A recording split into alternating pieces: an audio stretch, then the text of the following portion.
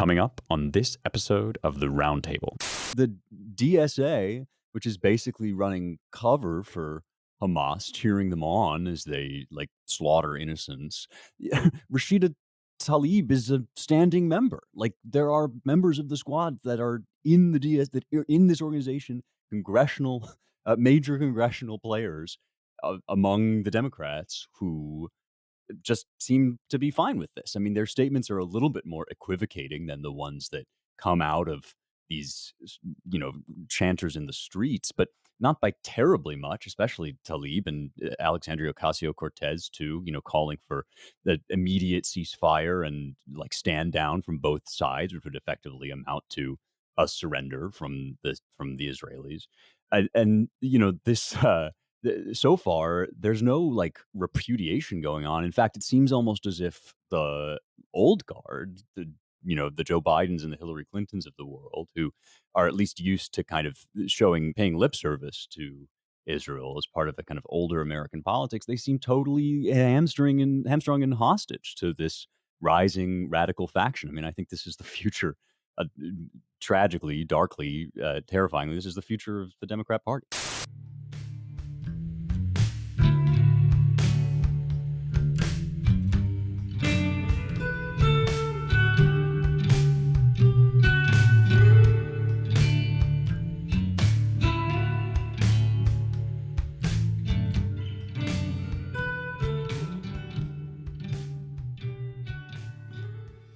Hello, and welcome once again to the Roundtable, your weekly publishers and editors podcast here at The American Mind. I'm your host, Spencer Clavin, features editor of The American Mind and associate editor of the Claremont Review of Books.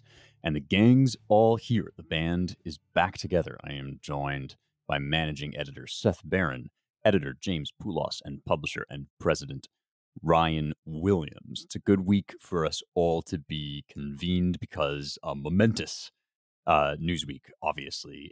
Nobody that's listening to me won't have heard at this point that war is breaking out in the Middle East. An attack by the Palestinian terror group Hamas on the nation of Israel over the weekend. It was Sukkot, which is one of the Jewish holy days, festivals, pilgrimage festival, and Hamas came in tanks, they came in motorcycles, they came in even in hang gliders in some cases, sent missiles, and committed acts of violent atrocity, almost beyond description, except that in order to understand what's going on here and soberly take stock of the situation, we kind of have to. We're looking at the murder of civilians, women and children rounded up, rapes, in some reports, babies beheaded, bodies brandished as trophies. So far, the death toll for Israelis in Israel is up to 900 last I checked. That includes 11 American citizens, so a major, major loss of life. Hamas is threatening now to videotape their murder of further hostages for every time Israel launches a retaliatory strike. Of course, Israel is expected to launch a severe retaliatory strike. This all is emerging, for those that don't know, out of the Gaza Strip, which is a little area of territory in the west of Israel. If you picture kind of Israel as a little wedge shape, it's to the western corner. Small area, but now been blockaded off with no food or electricity under Bibi Netanyahu, who is speaking, in no uncertain terms about retaliation, and we can expect that perhaps even by the time you listen to this podcast, although that's the situation on the ground as we're recording. Obviously, developing. We're going to talk about this from a number of different angles. There's really sort of so much to say, and there's going to be more unfolding kind of for the foreseeable future. Israel is at war for the first time in 50 years since the Yom Kippur War. The loss of life is, by some tallies, the greatest loss of Jewish life since the Holocaust. there are also questions to be raised about security failures. American and Israeli intelligence both have a reputation around the world for a certain degree of uh, expertise, but missed this somehow. Were taken by surprise, and that is part of, I think, how the attack was able to claim so many civilian lives, especially. One wing of the attack was on a music festival. There were also kibbutzim attacked. The details are sort of endlessly horrific. You can find them online if you go searching. One dimension of this, from a media perspective, of course, is that digital media and civilian footage, as well as kind of renegade journalism, is all sort of on the table. But I'm going to sort of leave it at that for setting the table. I know that there are a lot of different things we want to talk about here. Maybe I'll just open the floor for any initial comments that anybody wants to make before raising some of these other angles. I'll just note that it's been interesting to watch the domestic side of this here in the United States, because we've had a bunch of statements from various, students for justice and Palestine groups. Harvard, Swarthmore, I think I saw, Columbia, UVA, and they'll continue to spread. I'm sure Cal State Long Beach are having a rally, I think, today. The flyer for which had, among other things, a paragliding, person on as sort of part of the graphics. And I mean, everyone's been following this, so maybe everyone knows what I'm talking about. But Spencer mentioned it. But the paragliders went into this. It wasn't only paragliders, but they basically parachuted in or paraglided into this music festival and ended up killing a few hundred young people who were just there at a rave overnight. So pretty sick stuff, or at least morally callous, to put it in the most mild manner we can, going on here. My question is something to watch. We've talked about before the Biden administration's revealing of their domestic countering violent extremism strategy. Made it into some speeches too, where the basic line, and it's recently been confirmed by a Newsweek report about the FBI looking particularly after MAGA voters as possible terrorists. The domestic strategy of the Biden administration has been to assume, and they've said this publicly, and it's in their documents in recent years, has been to assume that the biggest threat to America at home is homegrown white supremacism, and its nexus with violent extremism and political radicalism as they see it. So the question for me going forward is, you have a rally with a bunch of people in New York 2 days ago, or was it yesterday? Praising the martyrs, praising the Palestinians for decolonizing and even violently. Is there going to be any pivot at all from the Biden administration Yeah. away from magats and back towards something more like real enemies? That is, sympathizers and even those disposed to act in the country. And just one data point on all that, Bill Milligan, who's reported a lot on the border for Fox, just had a piece up with a colleague and then summarized it on Twitter. And it's basically the following: internal CPB data that's provided and confirmed by sources reveals thousands of special interest aliens from mostly Middle Eastern countries have been apprehended by Border Patrol while crossing into the U.S. illegally over the last 2 years. So these are just folks they've apprehended. So there's more that got through, of course. 538 from Syria, 139 people from Yemen, 659 from Iran, 123 from Iraq, 6,300 plus from Afghanistan, 164 from Lebanon, 3,000 plus from Egypt, about 1,500 from Pakistan, Mauritania, 15,000, Uzbekistan, 13,000, Turkey, 30,000. So I don't want to be alarmist, but just a sort of, maybe everyone's drawn this conclusion, but a PSA from the American Mind podcast would be, if you live in a large city, I would keep your head more on a swivel than normal in the coming months.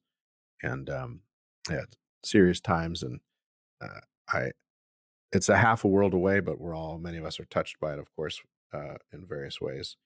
I sent a note to the staff on Monday, or maybe it was late Sunday, just saying, it's closer than you think. I mean, we have fellowship faculty folks who have cousins who've been called up. Of course, we have a lot of Jewish former fellows and even a couple Israeli citizenship holding former fellows and staff and others. So it is far away, but it's pretty close to home, and we all ought to be vigilant. Yeah, I agree with what you said. I mean, the whole huddled masses, uh, delusion. There's this weird sensibility that anyone coming to America, you don't even have to ask them. You just have to assume that their intentions are of the highest and most noble form. I mean, if someone's coming here illegally, that is, if someone's at the border, like presenting themselves, I guess then they're subject to all kinds of scrutiny from enforcement agents. But yes, if anybody's coming across the southern border illegally, it's just because they have the best intentions for America. They love America. They can't wait to, put their shoulder to the wheel and join the Republican project. Regarding the rallies that you mentioned, it's kind of fascinating. Usually, when when you have rallies that erupt in solidarity, it's because a group has been attacked. But these rallies erupted even before Israel had expelled Hamas invaders from their country. So it was like really like a celebratory. It was like it was celebration more than like solidarity with victims. And they made this clear, and you see it all over the world. In Sydney, Australia, there were these masses outside the Opera House chanting "Gas the Jews." Right. So much for the idea that anti-Semitism and anti-Zionism are like totally separate. So it's just so strange to see these people like in New York standing there taunting the counter protesters, these Palestinian demonstrators taunting the, I guess, Israeli or Jewish counter demonstrators, and like pretending to cry, like rubbing their eyes, like, oh, boo hoo, boo hoo. But it's like, well, everybody knows that Israel is going to go and devastate Gaza. So what, in a week, you're going to be back out here screaming about that? It just seems like this weird, like the histrionics. Just, I don't, it seems like there's a lot of, it's a strange play, basically. It's a strange passion play that I think is kind of like people steeped in the Anglo-American tradition might not really relate to. Yeah. But they find it very compelling. Right. I mean, freedom fighters, right? That's the language that is getting applied, at least online, to Hamas and to the Palestinians, which is such a warped and deranged way of looking at this that you can only imagine it arises out of kind of the pre-rational and more atavistic commitments, which I think it does. Like there is no understanding the fervor, the savagery, the passion without thinking about anti-Semitism, which is a deep-rooted hatred, and those rallies, which are, as you say, kind of horrifyingly in evidence across the Western world, in London, in Sydney, in various American cities, have had just kind of open Jew hatred as the like front and center, not as a kind of fringe element among them, but full on gas the Jews level eliminationism, which, of course, given the years of keening and caterwauling that we've heard about literal Nazis on the right and anti-Semitism, among the conservative ranks, I mean, for all that people, including myself, like encounter all sorts of cranks and jerks in the replies online, nothing like this has ever been so brazenly or so openly paraded among conservatives on the American right, even in our worst moments. It's a far more fringe element among conservatives than it is now in the American left and the Western left more generally. I mean, the DSA, which is basically running cover for Hamas, cheering them on as they like slaughter innocents. Rashida Tlaib is a standing member. Like there are members of the squad that are in the DS that are in this organization, congressional, major congressional players among the Democrats who just seem to be fine with this. I mean, their statements are a little bit more equivocating than the ones that come out of these, you know, chanters in the streets, but not by terribly much, especially Talib and Alexandria Ocasio-Cortez too, you know, calling for the immediate ceasefire and like stand down from both sides, which would effectively amount to a surrender from the Israelis. And you know, this so far there's no like repudiation going on. In fact, it seems almost as if the old guard, the Joe Bidens and the Hillary Clintons of the world, who are at least used to kind of paying lip service to Israel as part of a kind of older American politics, they seem totally hamstrung and hostage to this rising radical faction. I mean, I think this is the future. Tragically, darkly, terrifyingly, this is the future of the Democrat Party. I think it was Rashida whose office was making the rounds on Twitter earlier, because at least as of this moment, I think there's a Palestinian flag and a pride flag or whatever you want to call it posted up in front of her office, and the commentary that I saw catching on was along the lines of, you know, the hypocrisy here. These people are so crazy. They're totally inconsistent, contradictory commitments. And Are you sure? Yeah. well, right. You know, to me at least, and I don't think I'm alone in this, it was a very apt symbol of what invade the world, invite the world looks like in practice.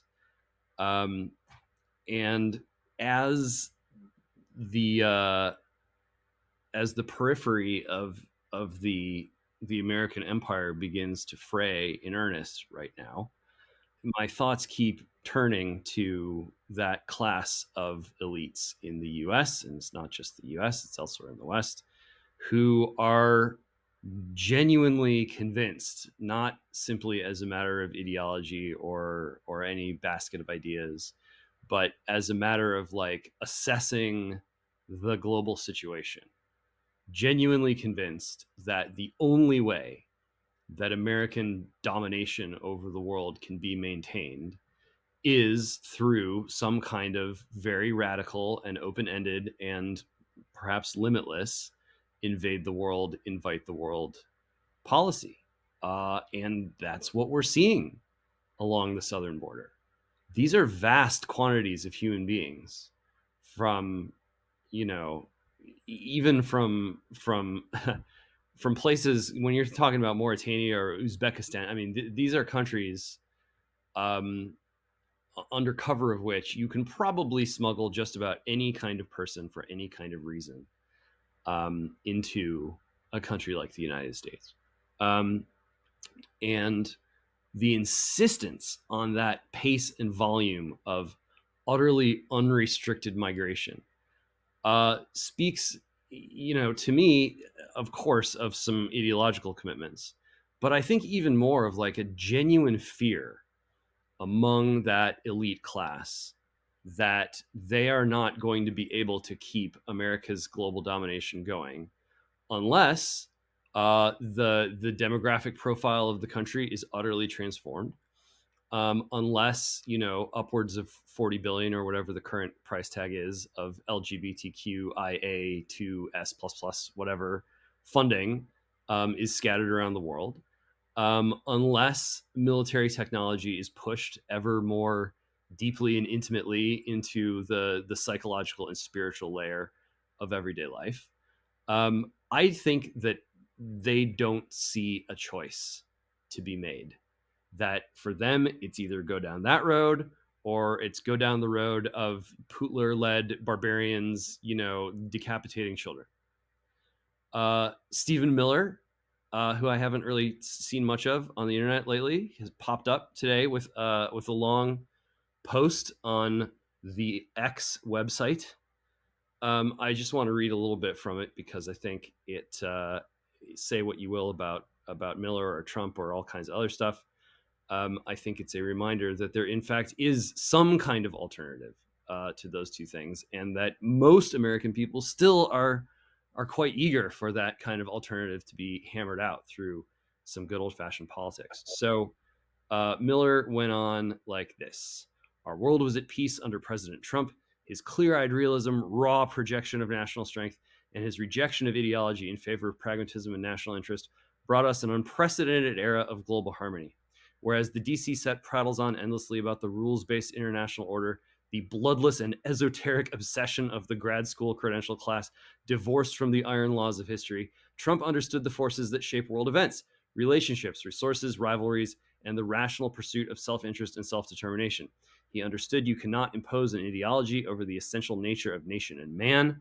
Instead of wasting away America's diplomatic and financial assets, trying to forcibly impose our values across the planet, which consistently yields the opposite effect, he focused on the formation of mutually beneficial partnerships to foster global stability, and he used our economic leverage as deterrence rather than fritter it away on nation building, knowing that a country which seeks to protect its own economic interests will always command more respect and find more common ground in its dealings with foreign powers.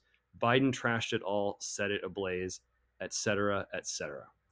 Regardless of where exactly you come down on how complete or accurate a description of the Trump years that post was, I think it's a pretty straightforward statement of what still most Americans are hoping for.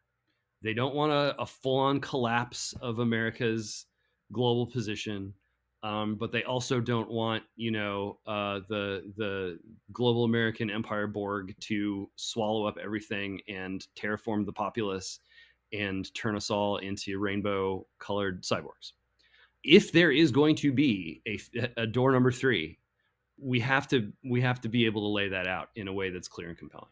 It is remarkable that Donald Trump, a busy guy who has a lot to deal with right now, he's still basically the only guy of real political stature who has been able to lay that out and give some indication that it can be done through practical politics. And I think for that reason alone, it's going to be very difficult for the entrenched elite to dislodge Trump from the scene. Regardless of what happens with these court cases, regardless of what happens with the weirdness of whether it's RFK running as an independent or all those strange variables, and regardless of the next twists and turns in this global technological and spiritual war that's unfolding, unless and until someone emerges with the juice to lay out that third option, and to show Americans that it can be lived out, Trump is going to remain a very dominant figure on the political scene, I think.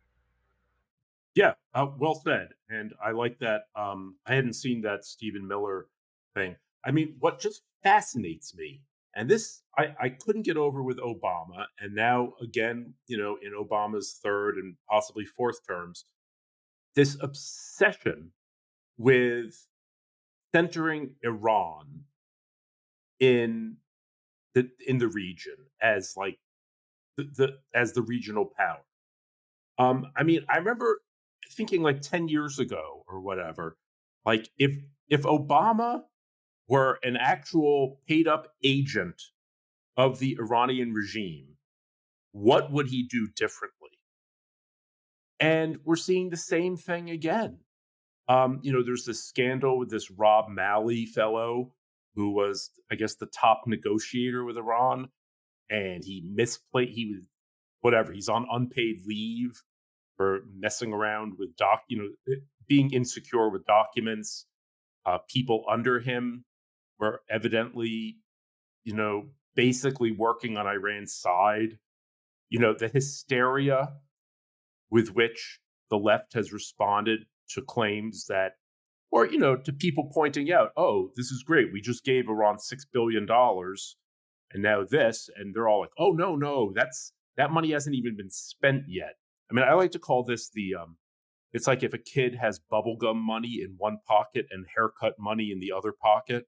Mm-hmm. And, oh, no, I don't spend my bubblegum money on my haircuts. Whatever. I mean, money's fungible. It doesn't matter. I kind of have this feeling, and now this is just my own little speculation, that the Obama vision of the world order is that, essentially he's like this cultural Muslim.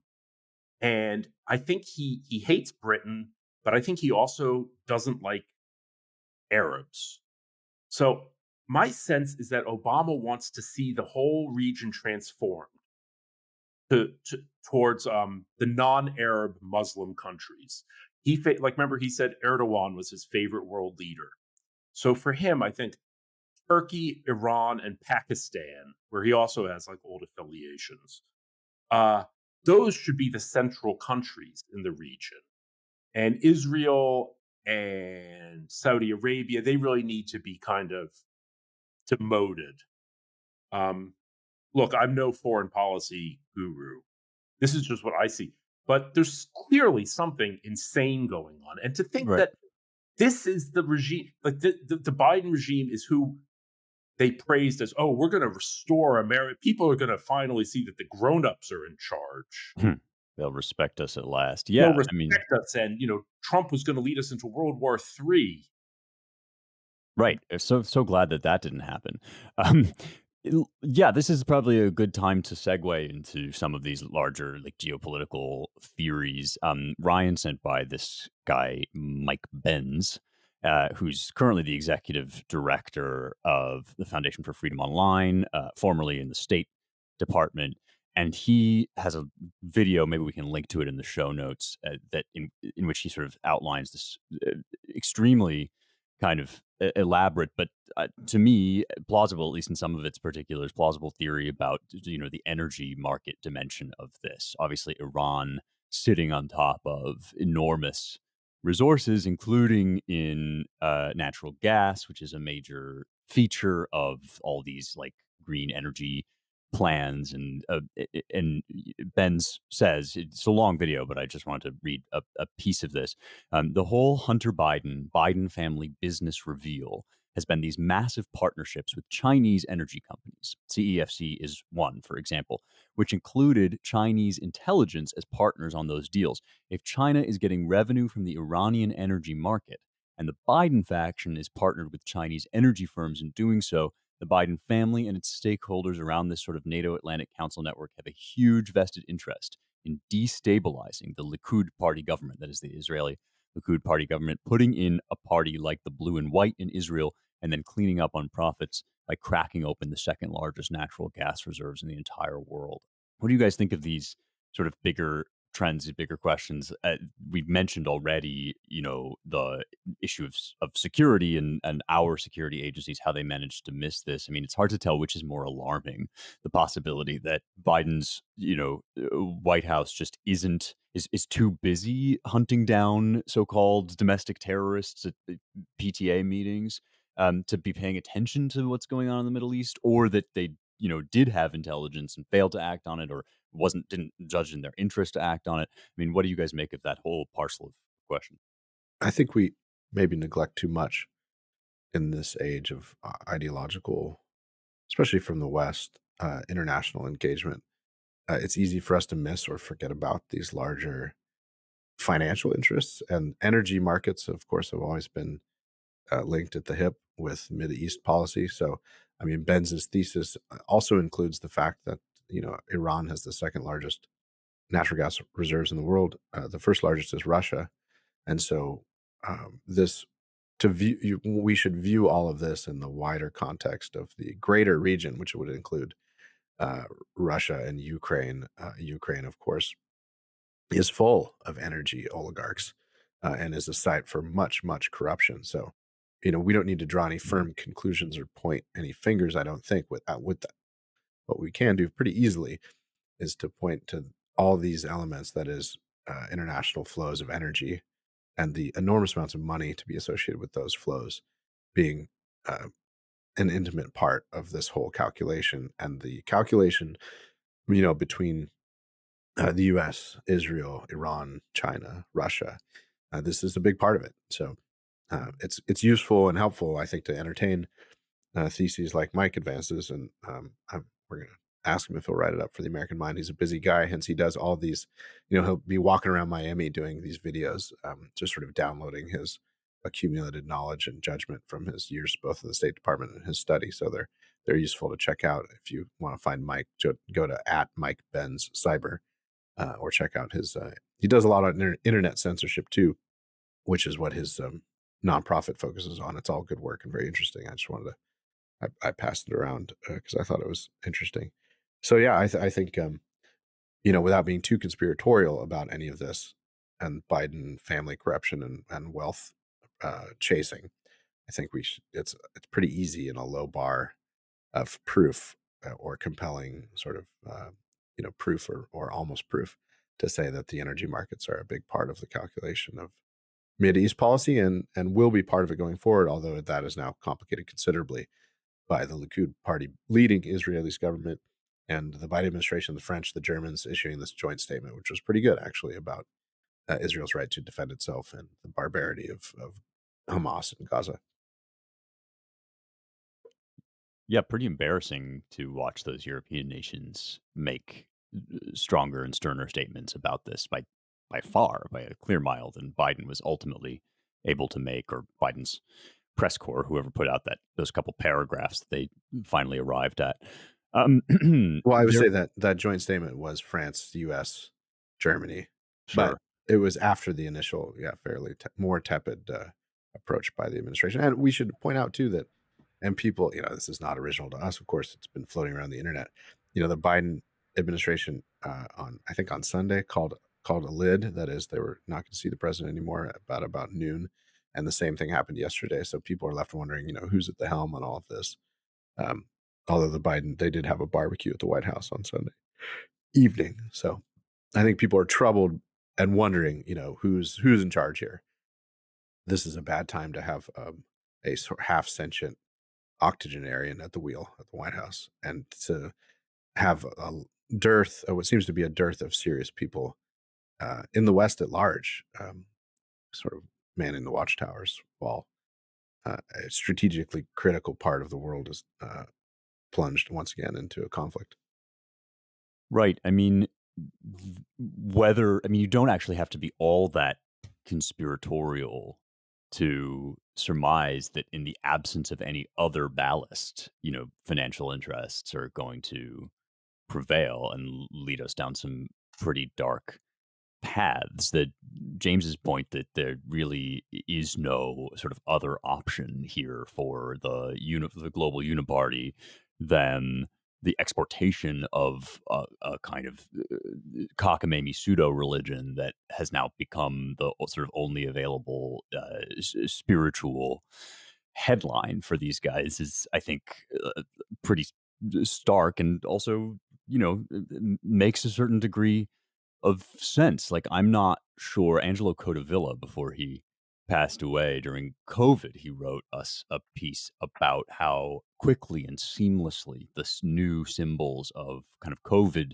submission and obedience melded and merged with the iconography of George Floyd and the whole, the rainbow plus star QIA flag. That, in other words, on one level, of course, these are sort of distinct obsessions and different modes of kind of the crisis and a mania that's racking the West. On the other level, they have they kind of all flow into one tributary, or the tributaries all flow into one river, to use whatever like oceanic metaphor, and it all becomes this snowball kind of millenarian project, which in the vacuum of power just seems to be sort of determining what we do and think about and say. I mean, meanwhile, the actual calculus on the ground is incredibly sobering.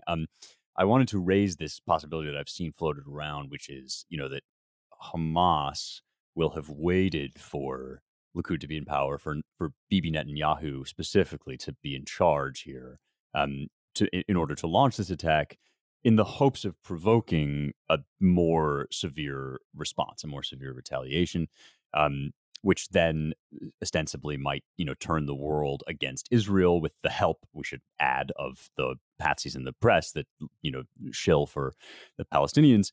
And if that happens, then, any hope of the kind of Saudi Arabia peace deal is scuppered, which is ultimately what, Iran and their sort of lackeys in Hamas would want. What do you guys make of that theory, and should it factor in any way into America's calculus, into Netanyahu's calculus, as they sort of think about how to respond here?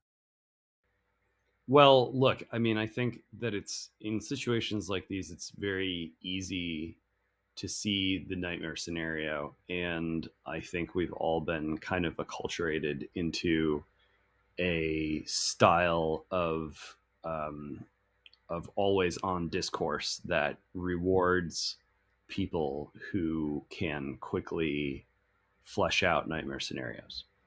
Um, and especially when you are looking at a situation like what Israel is facing, it's all the more plausible that one front war turns into a 2, 3, 4 front war, and the missiles start flying and the nukes start flying. Like, it's very easy to see how things could go as badly as they could possibly go. And I do think that the elite in the U.S. and in Israel is quite divided, perhaps historically divided, and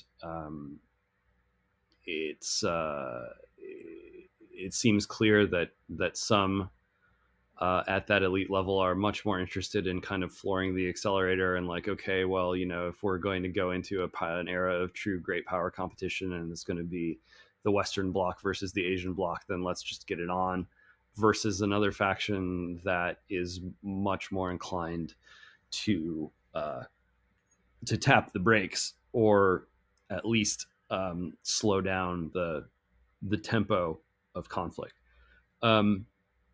Nevertheless, and in that light, I am more concerned about what's going on internally in Israel, even than I am concerned about what's going on with regard to foreign policy and geopolitics. I was just got back from Europe recently, before the conflict broke out, talking about, believe it or not, the digital politics of spiritual war.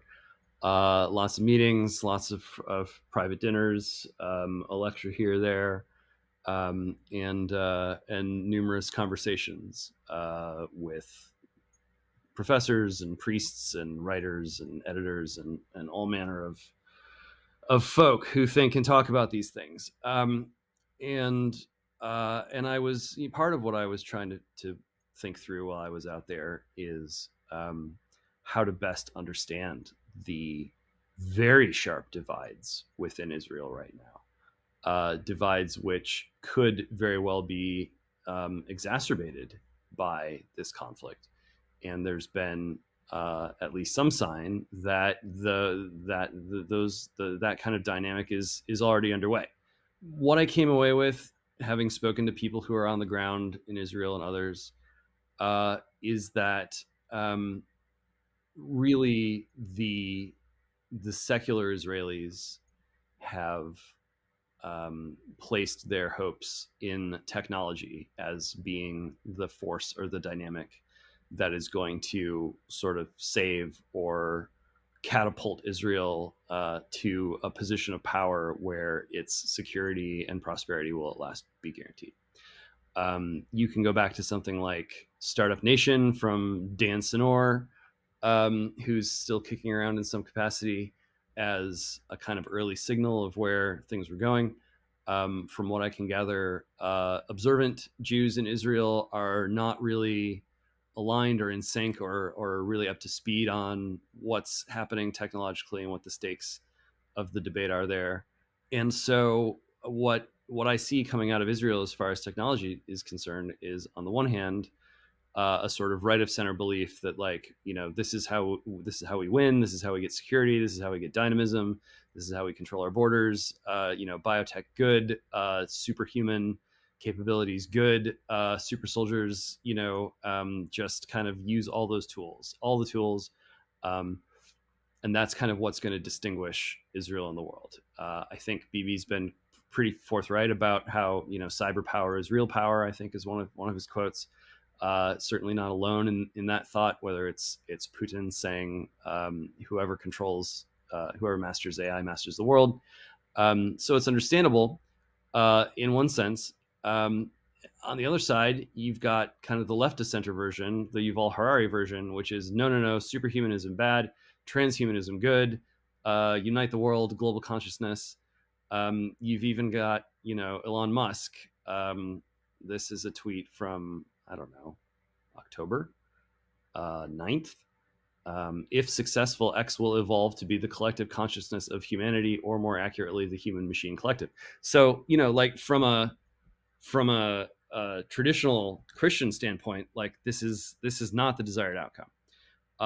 And in Israel, you've got observant Jews of a couple different flavors, and they do not seem to have organized the defense against that kind of technologization of life. Michael Lind over at Compact wrote a piece not long ago against the eugenicons. He claimed that in this century, the ultimate struggle will be between the religious and secular heirs of the Abrahamic tradition of ethical monotheism on one side, and on the other, believers in eugenics, transhumanism, and other pseudoscientific new faiths. Well, I just don't see the secular heirs of the Abrahamic tradition of ethical monotheism really managing to get together any kind of organized and effective defense against the cyborgization of the West. I don't see it, and the kind of pressure that Israel is under to make these kinds of very momentous and dramatic decisions about the status of technology in human life, there is a risk, I think, a serious risk, that the pressure of this conflict could push a lot of people in the direction of really doubling, tripling down on looking to technology as the thing that saves. And I think you're starting to see that in the U.S. as well. And I think that especially when so many people are kind of exhausted or confused or lost, they begin to drink that Kool-Aid, or they begin to think like, well, maybe it's too late and I just have to go along with this. So I think there's a lot riding on this conflict, precisely because of the divides within U.S. society, Israeli society, Western society, and even within the elite classes. And it would be nice if there were more, secular Westerners out there who are able to speak with power and authority about how much technology in life is too much, or how to restore a kind of spiritual authority over the development of technology.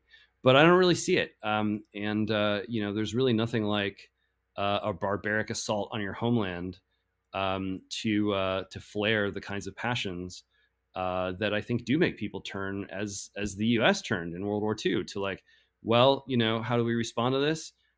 We just build the biggest weapon ever built, and we start using it until the bad guys go away. Very tempting, logical in its way, but in the current environment and with technology where it is right now, I think it could still be, exceptionally dangerous.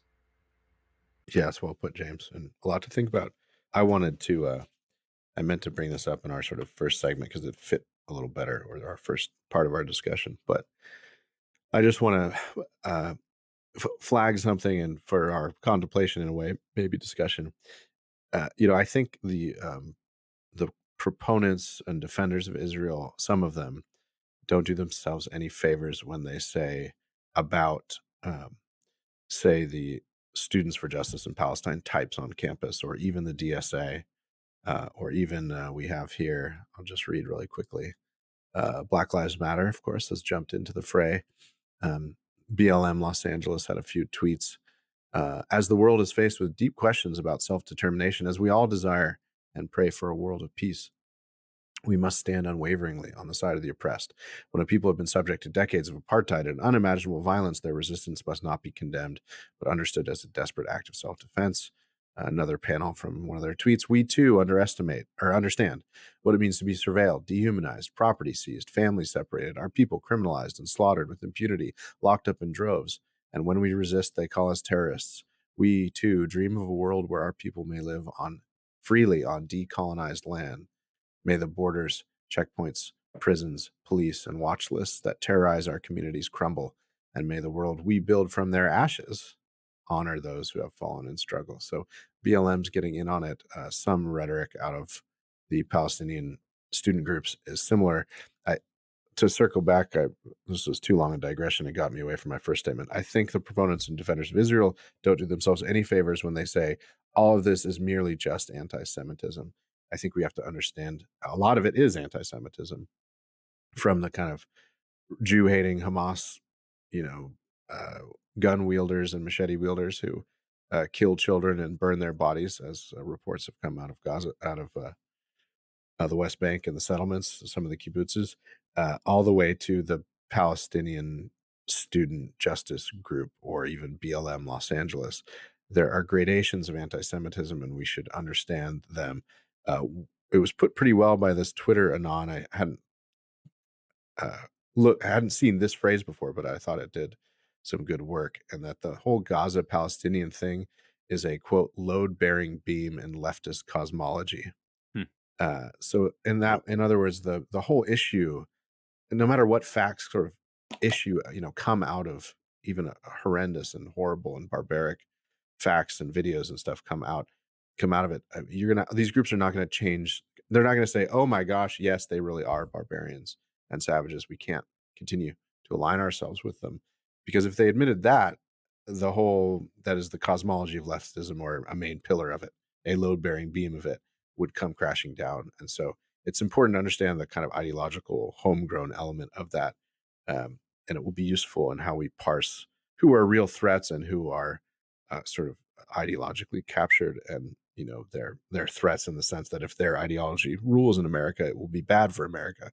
But it's there's not a one-for-one transference of the baby killing Hamas terrorist and his apologist in the States or in the West.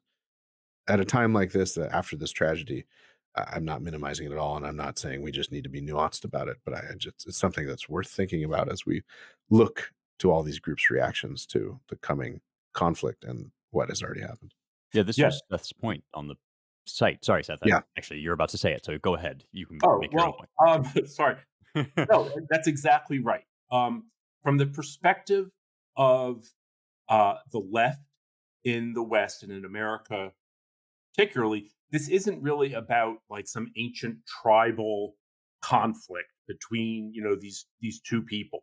This is about the entire left narrative of colonialism, white supremacy, expropriation, and apartheid. During the Ferguson riots, there was a whole lot of Palestinian solidarity with it. And I remember thinking at the time, what are they doing? Are they trying to like hook these two causes together? Well, yeah, I mean, that was obviously what they were doing, because the whole idea is that, you hear this a lot, that local police departments are trained by the IDF, by the Israeli army in the United States, and then they come back so they can enact the same kinds of repression that the Israelis do on the Gazans, who, the black residents of St. Louis or Baltimore or Detroit or Atlanta, wherever. This is the narrative. And so what I've kind of come up with, and I mentioned this on the podcast a while ago, and I do have a piece on the website this week, it's that the hatred of Israel by the left isn't really it's not because it's a Jewish state. It's because they see it as a white state. It's a white colonialist state. That's why they call it an apartheid state, because everybody knows that South Africa was bad. So we're going to take that model, the apartheid model, basically impose the American racial dynamic on the rest of the world. And so let's focus attention right now on Israel. But my larger point is that this is part of a worldwide phenomenon, and this is their goal. So they use the same language when they talk about America. America's on stolen land. We are occupiers. We are settlers.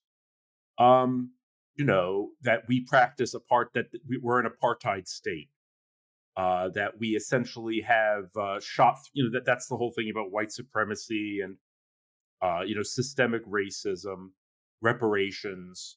I think the project is to undo Israel and then get to work on America and other countries. I mean, you see this in Canada, you see it in New Zealand, you see it. I mean, in Europe, it's kind of a different dynamic because, the Europeans or white Europeans are essentially indigenous to their part of the continent. Though, like in Britain, for instance, they said, "Oh no, there are no indigenous Britons.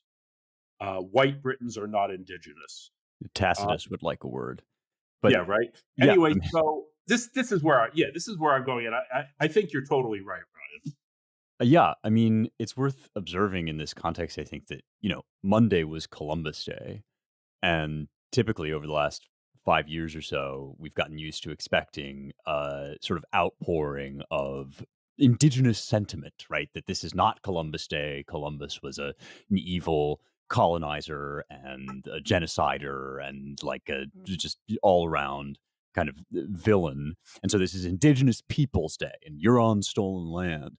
And in the usual corners where that sort of thing would emerge, like we had almost none of that on Monday. It's almost as if like the same people who would be doing that were too busy like chanting in support of Palestine because, as you're pointing out, Seth, like it's the same idea. Like corporate needs to Right. find the difference between these two pictures. Like they're the same picture.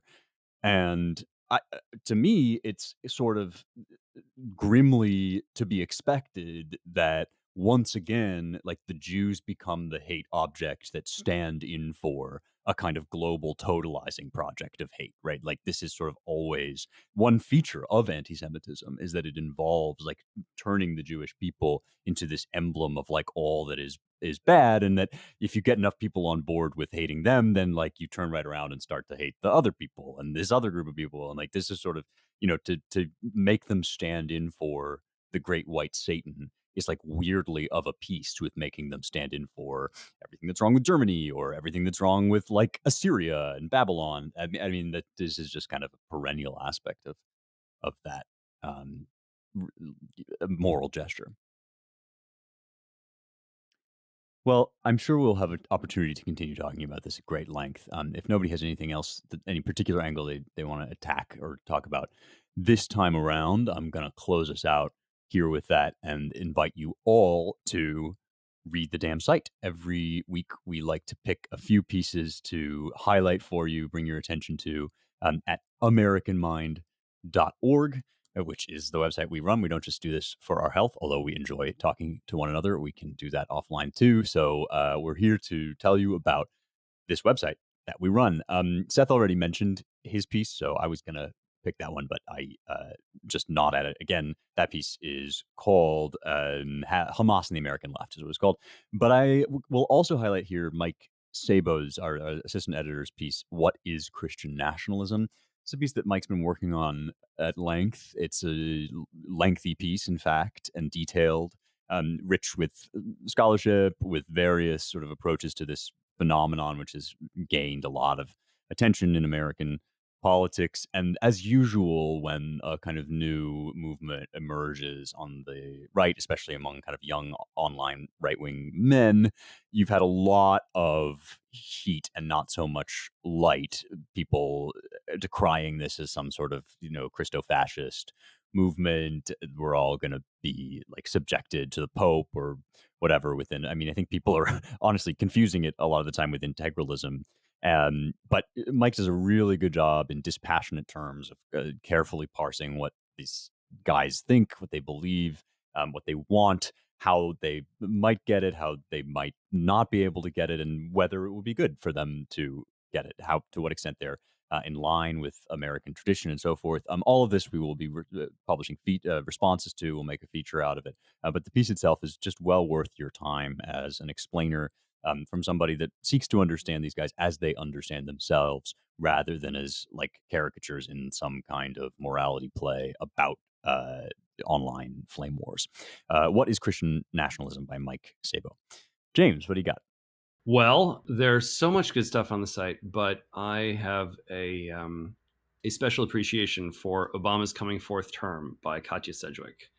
The shadow presidency may be shady, but it's hardly secret. I think that this is required reading. I'm not going to sort of give away more than what's in the box, but I think the framing is correct, and I think it speaks to the way that some of the people who have spoken the absolute loudest about norms, and how we have to preserve our norms, and anything that they don't like is a violation of our norms, have been involved in one of the greatest violations of norms, American political norms, ever in our history, which is quote unquote former President Barack Obama, still to this day hanging out in DC and doing whatever it is that he's doing behind closed doors out there in Colorama. I mean, this is truly one of those cases where one does not need to indulge in the rank conspiracy theorizing in order to recognize what is happening almost in plain sight.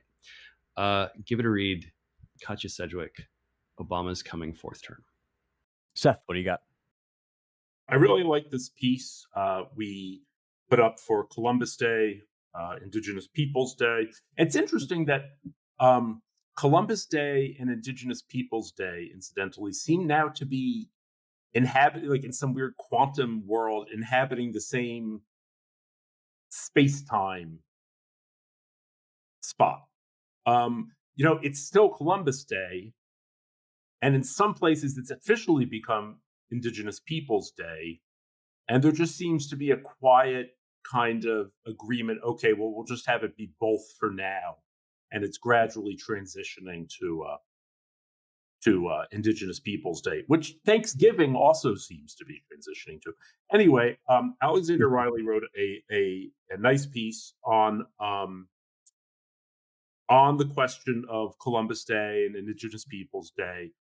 He starts out talking about Bob Barker, who died recently, and it turned out that Bob Barker, who knew, was American Indian, or partially American Indian, but was a registered member of the Sioux tribe, and he grew up on a reservation.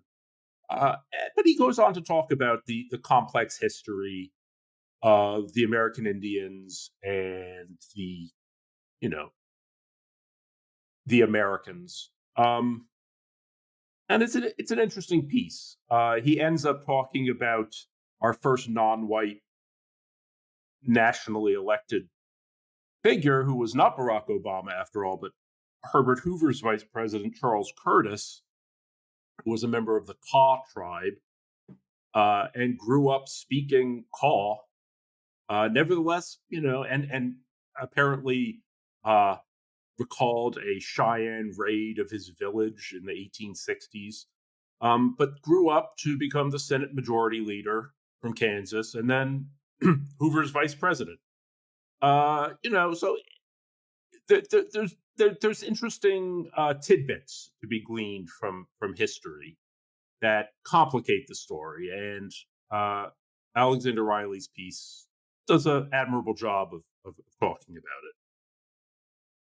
Yeah, it's funny, the sort of holding two thoughts in your head at once aspect of all this. Like, these are ultimately kind of totally irreconcilable days or observances. You can't celebrate Indigenous Peoples Day and Columbus Day because one is about how Columbus is a scoundrel and a fiend, and one is about how he was a hero.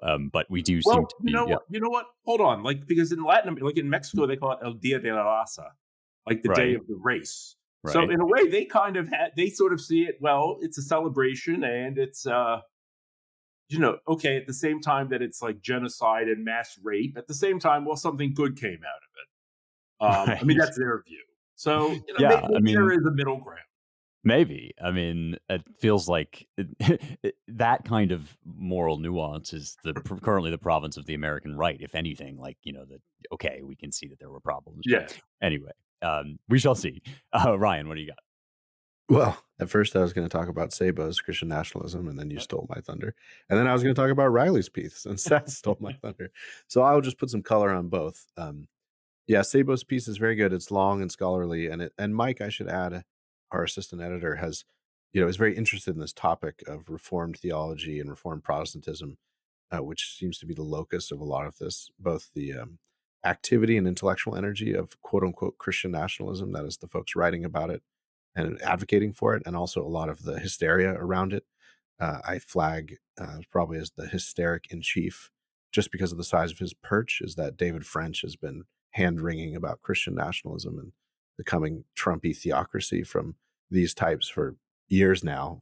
First on at the Dispatch and now at the New York Times. So no one should really read the hysterical David French all that much unless you just want a glimpse of a certain segment of the never Trump right. That is the kind of evangelical, morally self-righteous part of the American right. That anyway, French places a lot of blame and he does a lot of moral, mamsyism, tutting about his fellow Christians and Protestants and evangelicals who've sold their souls to a bad political ideology that is Christian nationalism and Trumpism and the unholy union of those. So Sabo is responding to a lot of that, at least tangentially, but takes up in a much more serious way the question of Christian nationalism.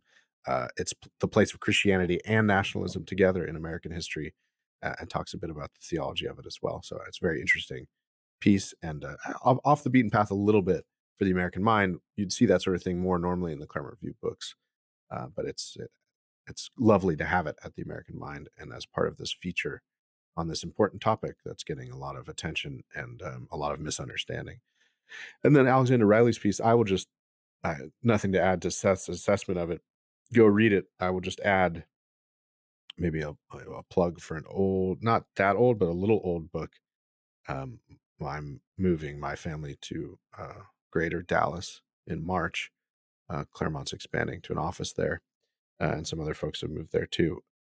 So I'm reading Lone Star, A History of Texas and the Texans, by a big doorstop of a book by T.R. Fehrenbach.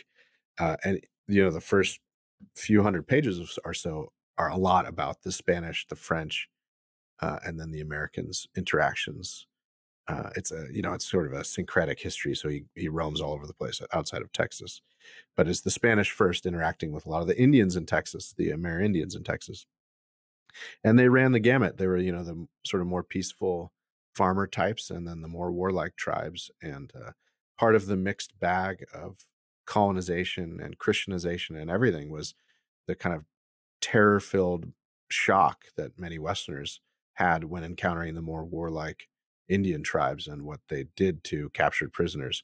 One of the tribes in Texas, for example, and this was not that unusual, you find versions of this in encounters in South America, was, if they captured you, they'd kind of tie you up and slowly flay you alive while eating your flesh in front of you. That sort of thing is, you can imagine what the sort of Christian Spaniards' reaction to that would have been in this. Well, it was mostly peaceful. Right? Yes, that's 16th century, and that certainly was not all of the Amerindians. Of course, as I said, there were the Puebloans a little to the west were pretty peaceful cliff dwellers. There were farming Indians who were not interested, and they just wanted to avoid the Europeans. And both the warlike ones and some of the more peaceful ones were kind of wiped out through no actual plan, but through European diseases, what were at the time just called European childhood diseases, that the native populations on the new continent had no immunity to. So yeah, it's a complicated history. My advice to everyone in any country really is to look upon one's past with a sense of gratitude for all of it, and then not to be moralistic about it, but to be morally realistic about it, and to accept it and assess it with some seriousness and an adult way, which is far, far, far from how the modern left approaches any of this stuff, whether it be Hamas in Palestine or Columbus and the treatment of indigenous peoples. So, yep, go forth and read nuanced stuff. Well said. And you will find it all at AmericanMind.org and on our other websites, which I will tell you about now. First of all, thank you very much for listening to the show. And we've already mentioned AmericanMind.org, but you can also learn more about what we do at the Claremont Institute at ClaremontReviewofBooks.com. claremont.com. That's where our sister publication, which Ryan mentioned, is hosted. And you can donate to support our work at claremont.org/donate. That's always appreciated, and any amount. We really do rely upon our listeners, our readers, our supporters. So very grateful for that. And finally, don't forget to check out our DC-based Center for the American Way of Life at dc.claremont.org. You can help support this show specifically by giving us 5 stars wherever you're currently listening, Spotify, Apple Podcasts, what have you. That always helps people to find the show, which is the goal. We want to spread this around. So you can also share on social media or just among your group chat folks or whatever. We also appreciate that enormously. Thanks to our production and engineering crew, Jake Gannon and Logan Zeppieri, and thanks to you all for listening. We will talk to you next week.